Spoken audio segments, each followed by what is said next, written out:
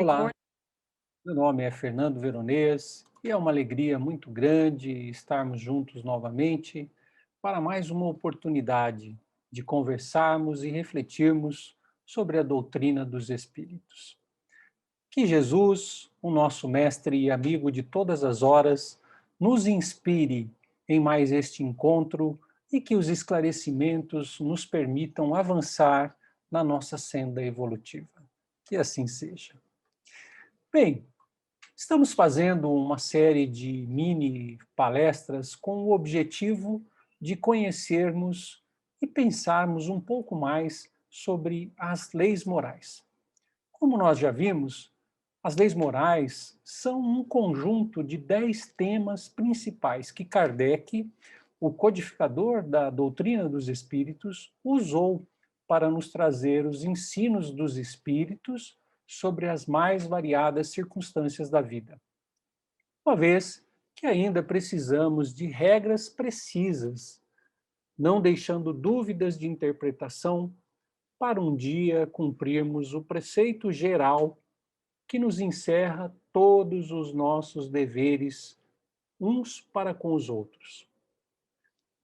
O dever de nos amarmos incondicionalmente, como nos ensinou o Mestre Jesus. Bem, as leis morais, então, são as leis que regulam a nossa verdadeira vida, a vida espiritual. E nós já avançamos e estamos no sétimo tema. E hoje vamos falar sobre a lei de sociedade. Lembrando que as leis morais estão contidas no livro dos Espíritos, na parte terceira, e a lei de sociedade está no seu capítulo sétimo, ok? Bem, eu gostaria de iniciar falando de uma passagem narrada por Irmão X no livro Pontos e Contos, Psicografia de Chico Xavier. Essa história, esse conto, está logo no capítulo 1 e se chama O Programa do Senhor. Neste conto, o irmão X nos traz um diálogo que se estabeleceu entre Malebeu e Jesus, depois daquele famoso episódio da multiplicação dos pães. Conta-nos o irmão X que o fenômeno deixou a multidão maravilhada. Depois de alimentado, o povo se encontrava entre o êxtase e o júbilo intraduzíveis. E recolhiam os discípulos a sobra do inesperado banquete, quando Malebeu, que era assessor da justiça em Jerusalém, acercou-se do mestre e, dirigindo-se para a multidão, disse que havia encontrado o restaurador de Israel. Então, o irmão X, a partir de nos dar de nos mostrar esse cenário, né, de construir esse cenário onde se passa o conto, ele passa a nos narrar o diálogo que se estabeleceu entre Malebeu e Jesus. Então vamos lá, vamos conhecer este diálogo. Senhor, indagou exultante Malebeu, és em verdade o arauto do reino? Sim, respondeu o Cristo sem titubear. Em que alicerces será estabelecida a nova ordem? Prosseguiu o oficial do Sinédrio, dilatando o diálogo. Em obrigação, em obrigações de trabalho para todos. O interlocutor esfregou o sobrancelho com a mão direita, evidentemente inquieto, e continuou. Instituir-se-á, porém, uma organização hierárquica? Como não? Acentuou o mestre sorrindo. Qual a função dos melhores? Melhorar os piores. E a ocupação dos mais inteligentes? Instruir os ignorantes. Senhor, e os bons? Que farão os homens bons dentro do novo sistema? Ajudarão aos maus, a fim de que estes se façam igualmente bons. E o encargo dos ricos? amparar os mais pobres, para que também se enriqueçam de recursos e conhecimentos. Mestre, tornou Malebeu desapontado, quem ditará semelhantes normas? O amor pelo sacrifício, que florescerá em obras de paz do caminho de todos. E quem fiscalizará o funcionamento do novo regime? A compreensão da responsabilidade em cada um de nós. Senhor, como tudo isso é estranho, considerou o noviço alarmado. Desejarás dizer que o reino diferente prescindirá de palácios, exércitos, prisões, impostos e castigos? Sim, aclarou Jesus abertamente. E disse: dispensará tudo isso e reclamará o espírito de renúncia, de serviço, de humildade, de paciência, de fraternidade, de sinceridade e, sobretudo, do amor, que somos credores uns para com os outros. E a nossa vitória permanecerá muito mais na ação incessante do bem, com o desprendimento da posse na esfera de cada um, que nos próprios fundamentos da justiça até agora conhecidos no mundo. Nesse instante, justamente quando os doentes e os aleijados, os pobres e os aflitos desciam da colina tomados de intenso júbilo, Malebeu, o destacado funcionário de Jerusalém, exibindo terrível máscara de sarcasmo na fisionomia, que antes era respeitosa, voltou as costas ao Senhor e, acompanhado por algumas centenas de pessoas bem situadas na vida, deu-se pressa em retirar-se, proferindo frases de insulto e zombaria. O milagre dos pães fora rapidamente esquecido, dando a entender que a memória funciona dificilmente nos estômagos cheios. Bem, vemos aí nessa parte do conto de Irmão X, além da questão de que Malebeu não entendeu o que dizia o mestre, nas respostas de Jesus a Malebeu, temos uma boa noção de qual a função da sociedade em nossa jornada de aprendizado espiritual. A de nos ajudarmos uns aos outros. Nesse conto, Malebeu, a exemplo da maioria de nós, não compreendeu o ensino do mestre. Jesus falou de renúncia, de humildade, de paciência, de serviço de fraternidade, e Malebeu, se mandou. Afinal, o conceito de sociedade para muitos de nós ainda é baseado apenas sob o ponto de vista físico. E sob o ponto de vista físico, material, a sociedade é apenas uma agremiação de pessoas que se juntam com vistas a preservar a sobrevivência da coletividade.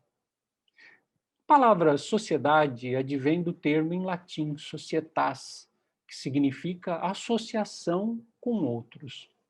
Os seres humanos juntam-se desde os primórdios em grupos para facilitar a sobrevivência. De maneira geral, há uma espécie de rede de relacionamentos entre as pessoas que configura a sociedade como um todo. Uma sociedade é uma espécie de pacto social que coloca os seres humanos em um tipo de contrato para que alguns benefícios sejam adquiridos. E aí está o motivo pelo qual Malebeu se mandou lá do monte onde Jesus pregava, os benefícios. Ainda estamos em busca dos benefícios imediatistas da matéria. E Jesus não falava disso. Jesus falava dos benefícios ao espírito, falava de longo prazo, falava de uma construção em nós. E para nos auxiliar nessa construção de uma vida melhor, espiritualmente falando, é que vamos ver o que nos dizem os espíritos sobre a lei da sociedade. Já pararam para pensar sobre a sociedade nesse sentido? No sentido da vida espiritual? Pois vamos ver o que nos dizem então os nossos irmãos mais esclarecidos, os espíritos que codificaram a doutrina, que participaram da codificação da doutrina e que orientaram os trabalhos de Kardec.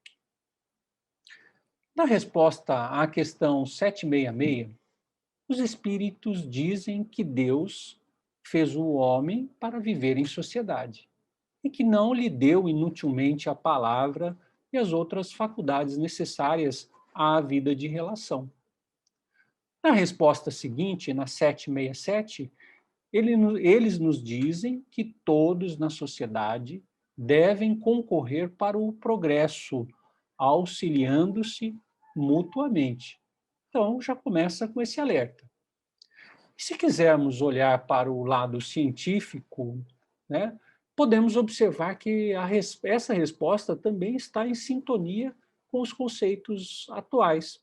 Vejamos, segundo Daniel Goleman, psicólogo formado em Harvard e autor do best-seller Inteligência Emocional, aquele livro que fez sucesso, fez não, aliás, continua fazendo muito sucesso, né, a inteligência emocional. Segundo ele, chegou a hora de a inteligência social, um termo novo, passar por uma reconsideração, à medida que a neurociência começa a mapear áreas do nosso cérebro que regulam as dinâmicas interpessoais. Assim, segundo ele, hoje os psicólogos já debatem sobre quais habilidades humanas são sociais e quais são emocionais. Alguns cientistas, inclusive, como o Dr. Richard Davidson, diretor do Laboratório de Neurociência Afetiva da Universidade de Wisconsin, nos Estados Unidos, chegam a dizer que não é possível separar a causa de uma emoção do mundo dos relacionamentos. São nossas interações sociais que impulsionam nossas emoções. Então, vejam, os cientistas estão caminhando, né, para chancelar aquela resposta da questão 767, de que todos na sociedade devem concorrer para o progresso, auxiliando-se mutuamente, né? Pois estamos interagindo o tempo todo. E isso, né, agora a ciência está avançando nesse sentido, provoca muitas consequências emocionais, os sentimentos. É tudo isso que a ciência está avaliando e estudando neste momento. Então, diante desta resposta à questão 767, de que todos devem concorrer para o progresso, auxiliando-se mutuamente, vemos a atualidade dos ensinos dos espíritos. A ciência, então, está caminhando para chancelar, para comprovar essa resposta. E se as emoções sofrem tanta influência do meio social, calculem a nossa responsabilidade enquanto componentes dessa sociedade. Todos temos responsabilidades uns com os outros, com a saúde do nosso próximo, com a saúde emocional do nosso próximo. Já pararam para pensar isso? Mas sigamos. Na questão 768, pergunta a Kardec se há um objetivo mais geral para que as coisas sejam assim, ou se o homem procura viver em sociedade por um sentimento pessoal. E a resposta? O homem tem que progredir. E insulado, isolado, não lhe é possível isso, por não possuir todas as faculdades. Por isso, ele precisa do contato com os outros homens. Isolado, ele se embrutece, se estiola, isto é, se enfraquece, murcha, se debilita. E Kardec complementa com um comentário que nos põe a pensar de uma forma diferente sobre a sociedade. Abre aspas. Homem nenhum possui faculdades completas. Mediante a união social, é que elas, as pessoas, umas às outras se complementam para se assegurarem o bem-estar e o progresso. Por isso é que, precisando uns dos outros, os homens foram feitos para viver em sociedade e não insulados. Fecha aspas. Muito interessante, não é verdade? Não podemos viver isolados. É interessante pensar nisso, especialmente nos dias de hoje, em que somos impelidos, né, a superar o outro, uma competição desvairada, não é mesmo? Pensar em sociedade nesse sentido que Kardec comenta dessa necessidade de nos ajudarmos, de complementarmos uns aos outros, as faculdades de um complementando as faculdades de outro, pode nos ajudar a construir um comportamento mais fraterno, complementar as faculdades uns dos outros. Olha que maravilhosa essa visão, não é mesmo? A seguir, Kardec trata em 4 questões sobre o insulamento e o voto de silêncio, mas que não vamos nos aprofundar aqui, porque já vimos que tais comportamentos são condenáveis, uma vez que a vida em sociedade é uma necessidade para a nossa evolução. E a partir da questão 773, o codificador trata dos laços de famílias. Mas por quê? Poderia perguntar a alguém esse tema, família. Nós estamos falando de lei de sociedade? Bom, vejamos o que nos diz o benfeitor Emmanuel no livro Família, lição número 1, psicografia de Chico Xavier. Abre aspas. Quem não auxilia a alguns não se acha habilitado ao socorro de muitos. O lar é o ponto de onde a alma se retira. Aliás, desculpem, o lar é o porto de onde a alma se retira para o mar alto do mundo. E quem não transporta no coração o lastro da experiência, dificilmente escapará ao naufrágio parcial ou total. Fecha aspas.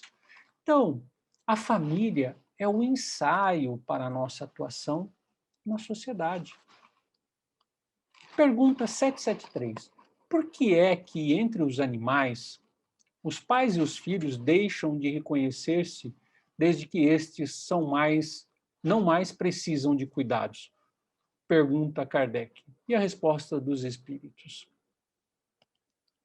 Os animais vivem vida material e não vida moral. A ternura da mãe pelos filhos tem por princípio o instinto de conservação dos seres que ela deu à luz.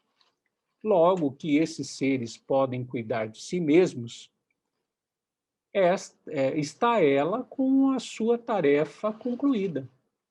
Nada mais lhe exige a natureza. Por isso é que os abandona, a fim de se ocupar com os recém-vindos. Questão 774. Há pessoas que, do fato de os animais, ao cabo de certo tempo, abandonarem suas crias, deduzem não serem os laços de família entre os homens mais do que o resultado dos costumes sociais e não efeito de uma lei da natureza. O que devemos pensar a esse respeito? E os espíritos respondem: diverso dos animais é o destino do homem. Por que então quererem identificá-lo com estes? Há no homem alguma coisa mais além das necessidades físicas. Há a necessidade de progredir. Os laços sociais são necessários ao progresso e os de família mais apertados tornam os primeiros. Eis porque os segundos constituem uma lei da natureza, Quis Deus que, por essa forma, os homens aprendessem a amar-se como irmãos. Sensacional essa resposta, não é mesmo? Ela resume bem os objetivos de Deus ao estabelecer as relações, os laços de família, as relações sociais. O grande objetivo com toda essa dinâmica é nos ensinar a amar. E vemos aí algo que costumeiramente nos escapa quando analisamos os laços de família e as relações sociais. Dificilmente pensamos que estamos inseridos neste meio para aprendermos a amar. Normalmente pensamos que as pessoas da família e da sociedade estão ali para nos servir. E se formos analisar, sim, elas estão para nos servir, sim. Mas não para atender nossos desejos ou necessidades, mas para servir de recurso ao espírito, para aprendermos com essas relações, com essas interações. Para desenvolvermos a inteligência social, como nos diz Goleman, né, o autor lá do livro famoso Inteligência Emocional, ou para aprendermos a amar, como nos dizem os espíritos. E para fechar, questão 775.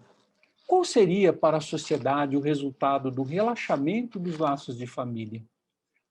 Resposta: uma recrudescência do egoísmo. Recrudescência é igual a aumento com maior intensidade. Então, se não nos ajudarmos em sociedade, em família, se não nos respeitarmos e avançarmos todos juntos, o resultado é o aumento com maior intensidade do maior obstáculo à nossa evolução espiritual, que é o egoísmo. Entenderam, então, por que a lei de sociedade? Por que Kardec se ocupou desse tema e a colocou na lista de elementos primordiais ao nosso avanço espiritual, colocando-a no conjunto das leis morais? É por isso. Estamos aqui reencarnados justamente para isso, para combater este que é o principal flagelo da humanidade, o egoísmo.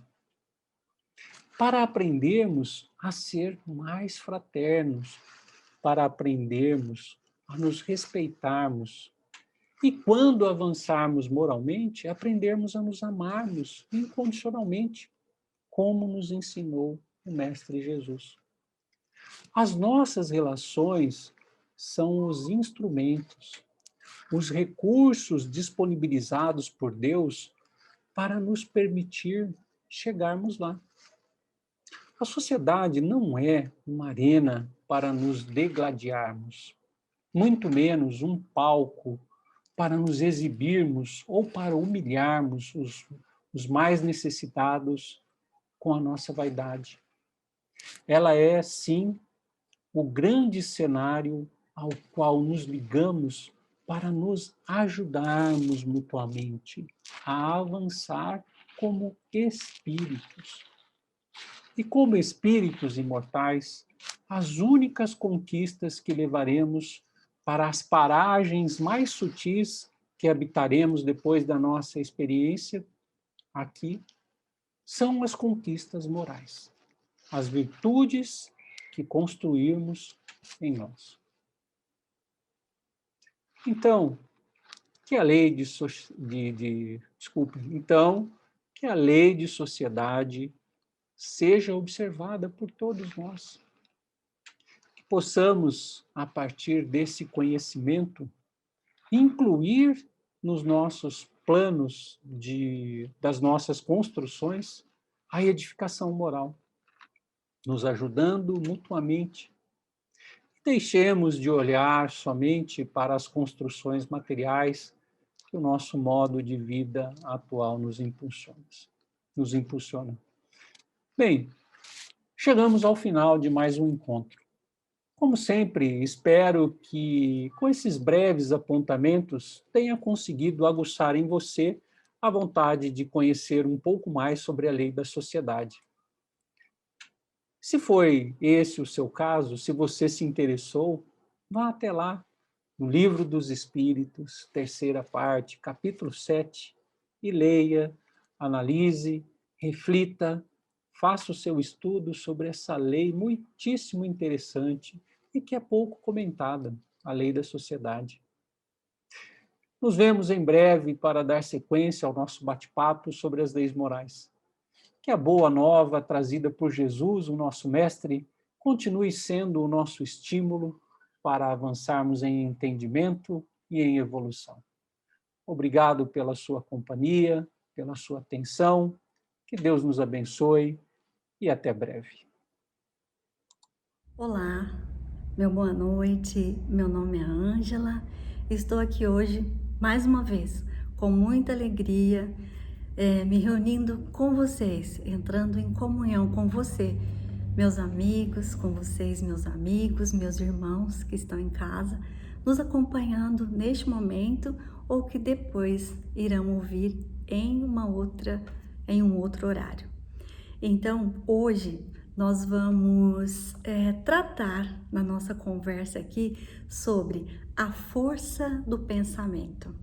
O quanto o pensamento pode influenciar na nossa vida. O quanto ele é importante na nossa caminhada.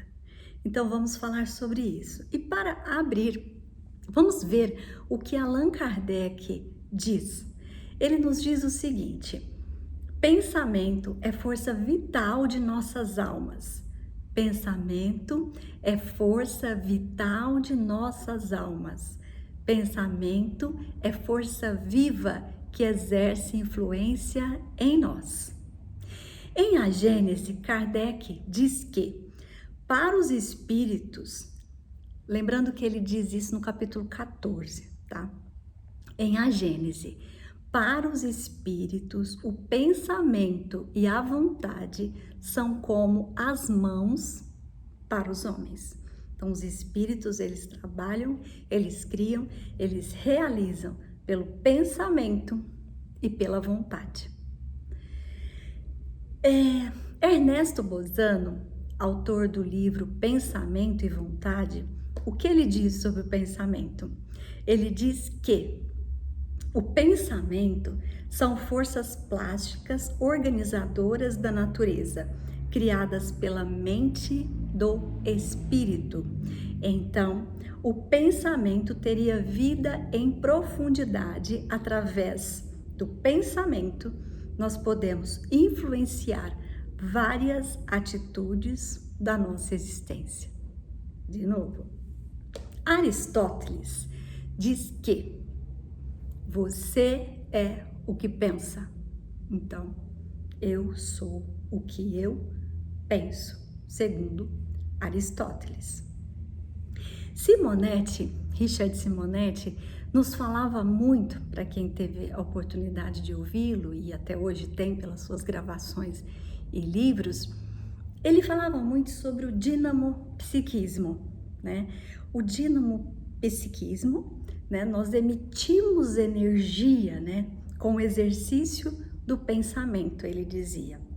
Daí a necessidade de disciplina na nossa mente para que possamos viver o bem, para que possamos viver melhor. Richard dizia, é necessário disciplinar também os nossos pensamentos. Chico Xavier dizia que nossa mente é como uma antena que capta o que estamos sintonizando. O bem e o mal dependem de nós mudarmos a nossa frequência. Então, todos na mesma linha, né? Nós somos o que nós pensamos, o pensamento influencia sim em nossa vida, em nosso dia, em nossa existência. Bom, agora, pegando aí, seguindo essa linha de nossos espíritos amigos, vamos pensar o seguinte: qual a frequência que eu estou, qual a sintonia que eu estou optando nos meus dias. Eu procuro me sintonizar com o bem ou eu estou me sintonizando com o mal? Importante pensarmos nisso, porque isso define se o meu dia vai ser mais na luz ou se o meu dia vai ser mais na sombra. Se eu preferir cultivar pensamentos ruins, pensamentos negativos no início do meu dia, se eu acordo, não faço minha oração, não me ligo a Deus, já penso nos problemas, é sinal também de que eu já não dormi bem, né? Não escolhi boas companhias à noite. Mas eu tenho que fazer essa escolha, ela é minha. Então nós vamos ver que nós somos responsáveis pelo nosso ambiente. Não só o ambiente interno, por nós mesmos. Nós somos responsáveis pelo ambiente externo. Eu posso contribuir, sim, e devo para o ambiente onde eu estou. No meu trabalho, no meu lar, numa festa, onde quer que eu esteja. Os meus pensamentos, eles contribuem para melhorar ou não aquele ambiente. O que nós pensamos em nosso dia, ele molda o meu dia. Eu posso acordar, como eu disse, bem, fazer uma oração, pedir a Deus que ilumine meu caminho, que eu possa exercitar a minha paciência caso algum problema aconteça, que eu possa viver o melhor que eu puder naquele dia.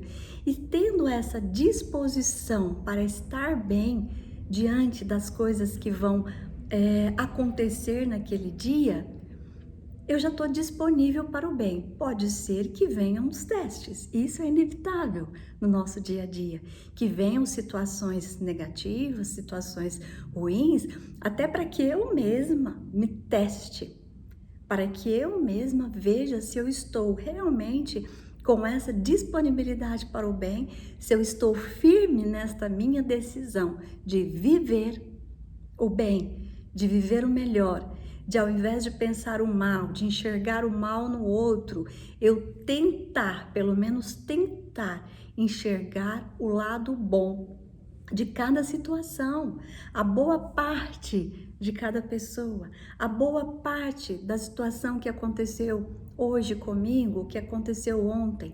Qual a lição eu posso tirar disso? Será que o meu pensamento, as minhas emoções de lamentação, de tristeza, vão gerar quais os tipos de pensamento? Será que vai fazer bem para mim? Será que vai fazer bem para o meu próximo, para o meu ambiente? E ainda mais, eu ainda vou mais longe. Vamos lembrar que nós somos seres espirituais vivendo uma experiência na Terra, não o contrário. E o nosso principal objetivo, vamos lembrar aqui, é a evolução. Nós estamos aqui em mais uma experiência na Terra, vivendo o mundo, vivendo segundo temos que viver. Escolhemos ou não, mas estamos aqui vivendo no mundo. Então, que nós possamos escolher, que nós possamos lembrar a cada dia do que é que estamos fazendo aqui. Que nós não nos percamos no caminho, que pelo menos tentemos, que pelo menos nós possamos tentar e fazer o nosso melhor, porque nós podemos fazer melhor. Todos os dias nós podemos fazer melhor. Nós envolvemos, às vezes, em teias, em pensamentos negativos, porque sim, existem as influências negativas, sim, vamos ver sobre isso agora. No livro 2, O Livro dos Espíritos, livro 2, no capítulo 9, o capítulo é Intervenção dos Espíritos no Mundo Corporal. Kardec fez uma pergunta aos espíritos, pergunta de número 525. Os espíritos exercem influência sobre os acontecimentos da vida? Os espíritos exercem influência sobre os acontecimentos da vida? Seguramente, visto que te aconselham. Seguramente, visto que te aconselham. E Kardec continua na pergunta, ele faz outra pergunta e continua. Sim, mas eles têm ação direta sobre o cumprimento das coisas? E os espíritos respondem, sim, mas não agem nunca fora das leis da natureza. Os espíritos, eles fazem intervenções que parecem ocultas. Eles nos dão a inspiração para seguir, para fazer algo. Por exemplo, no livro dos Espíritos, nesta pergunta, ele cita o exemplo de quando um espírito te orienta a ir, por exemplo, por aquela rua, por seguir aquele caminho. Então pensemos no caminho da vida. Muitas vezes, quantas vezes nós temos decisões a tomar e vem um pensamento e você fala, sim, eu aceito isso, eu vou fazer dessa forma, né? Me lembrei até agora de que uma sobrinha comentou comigo certa vez, jovem, muito jovem, que os amigos a convidaram para ir numa festa. E ela aceitou. Num segundo momento, ela foi intuída. Ela disse que pensou, mas não vai. Sabe aquele não vai? Que muitas vezes não faz isso, não fale isso, aquele não vá, que muitas vezes vem na nossa mente e nós não acreditamos nessa inspiração que nos vem, que é o que os espíritos, eles provocam em nós, né? A inspiração de fazer ou não. Eles não vão interferir diretamente, né? Embora aqui ele fala, sim, né? Eles agem, mas nunca fora das leis da natureza e nunca fora das leis da nossa natureza. Porque um espírito um espírito que quer de repente nos prejudicar, nos inspirar, né? A fazer alguma coisa ruim, a prejudicar alguém, ou mesmo uma pessoa a matar alguém, a realizar um furto. Mas eu só vou fazer isso se eu tiver na minha natureza, no meu espírito, essa tendência. Eu não vou aceitar uma intuição, uma inspiração, né? Uma intervenção espiritual de algo que eu não tenha em mim, de uma intenção que eu não tenha em mim. Então, que nós possamos vigiar isto. E se eu ainda tiver uma intenção, algum traço negativo, que nós temos ainda, né? Mas elas a cuidar, que nós possamos cuidar com muita calma, com muito respeito a nós, com muito respeito à nossa caminhada evolutiva, mas que nós não esqueçamos de que há traços desejáveis em nós já temos virtudes, e há traços indesejáveis que nós temos que corrigir. E isto só é possível se eu vigiar os meus pensamentos, as minhas emoções, as minhas ações. Eu posso ter uma emoção forte, ter uma tristeza, ter uma raiva, sentir alguma coisa que é do ser humano, mas eu posso escolher, se eu estiver atenta, se eu estiver presente, vigilante, como reagir a essa tristeza, a esse medo, como reagir a essa raiva. É isso que vai mudar o caminho dessa situação, ou deste problema, ou do nosso dia. As ideias, né? Muitas vezes nós temos ideias, e aí nós pensamos, tive uma ideia ótima. E muitas vezes essa ideia não foi minha, ela foi uma inspiração que eu recebi de algum espírito amigo, de que quer meu bem, quer que tudo dê certo. E eu também tenho que estar atenta a essas inspirações que me vêm, né? Eu tenho que estar, de novo, vigiando, orando, para que tudo que há de bom, inspirações, ideias boas possam chegar até mim através do pensamento, através da mente, e que eu possa ouvir e realizar, né? Que eu tenha força de vontade, de querer, né? Pensamento é o pensar, a vontade é o querer. E daí, unindo os dois, nós partimos para a ação. E o quanto isso influencia na nossa saúde? Nós podemos cuidar ou não das nossas saúdes, da nossa saúde. Quantas doenças nós conhecemos e já ouvimos falar, né? Ou já tivemos, que são psicossomáticas, né? Nós passamos por um problema, nós não conseguimos digerir, nós não conseguimos vencer e nós trazemos para nossas células, para o nosso corpo, essa energia ruim, essa energia negativa e acabamos adoecendo. Então, que nós possamos também estar presentes em espírito vigilante. Bom, a oração. O que dizer da oração? Né? Um exercício do pensamento e da vontade. No Evangelho segundo o Espiritismo, no capítulo 27, nós vamos encontrar: pedi e obtereis, né? A ação da prece e a transmissão do pensamento. Isso é possível? Eu transmitir pensamento? Óbvio que sim. O pensamento ele vem de Deus, né? Energia fluídica. E é um fluido, vem do fluido universal.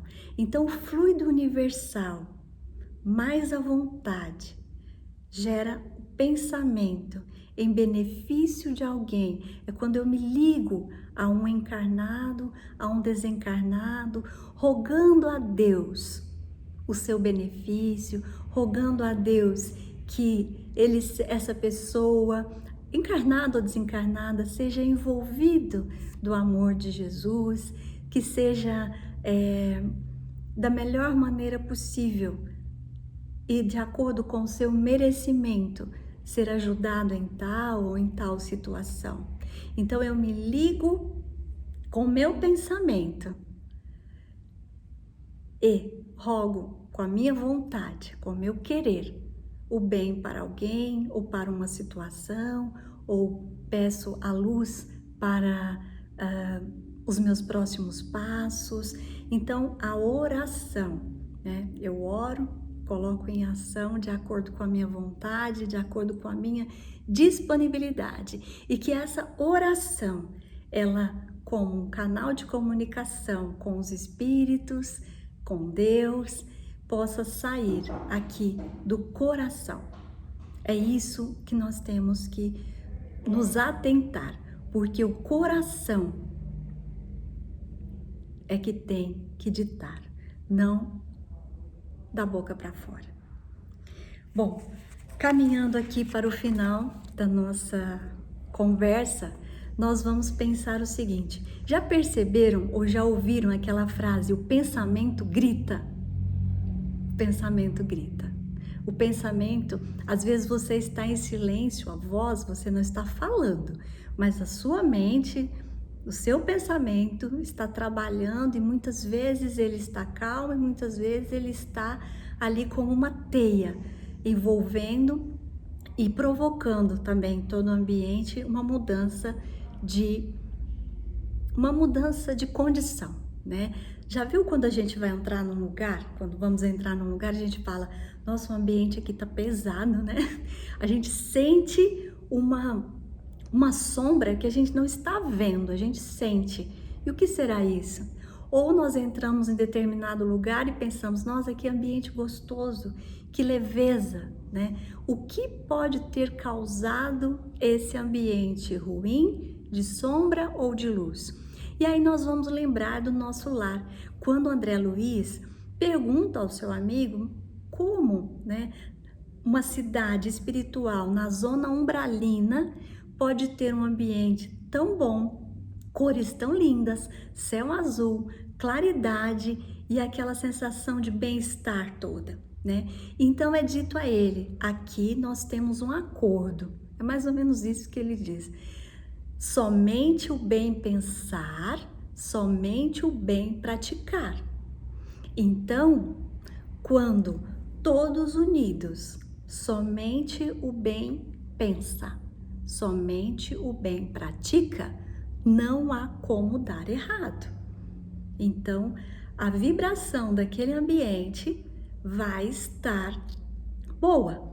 É o mesmo quando acontece conosco que nos reunimos para orar para alguém, para vibrar para alguém, que naquele momento, embora o nosso pensamento, né, que é comum, dê uma desviadinha, o nosso pensamento não para, é um exercício muito grande e isso já acontece muito para as pessoas que já têm o hábito da meditação, e eu estou ali iniciando e querendo aprender mais sobre isso e exercitando para um domínio do pensamento, na medida do que é possível.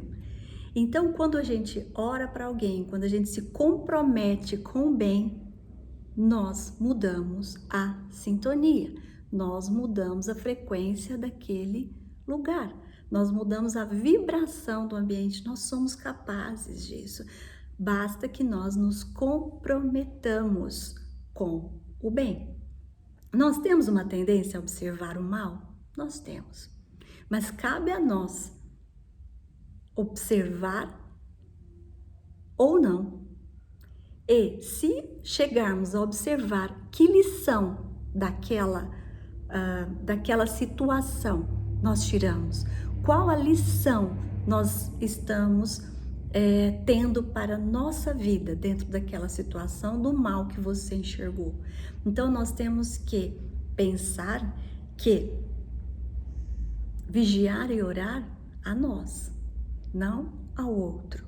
Então, porque se eu melhoro um pouquinho a cada dia, eu posso, quem sabe, dar o exemplo para o meu irmão que vive do meu lado e fala, puxa, mas essa pessoa está sempre sorrindo, está sempre alegre, mas ela está passando por tanto problema, tem uma pessoa doente na sua família e ela está bem.